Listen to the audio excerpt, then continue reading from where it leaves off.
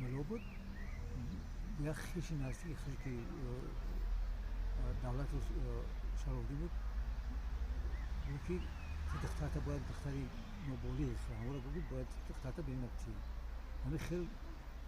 بعضی این مردم رو لاد خوب می‌نمودن برای همون ماشین گرفتن و که همون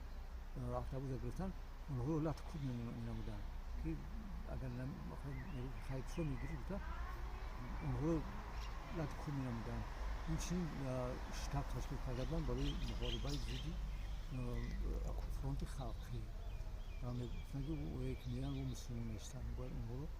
مثلا ما با ضد اونها جهاد کنیم و اونها باید خدمتشون در اینجا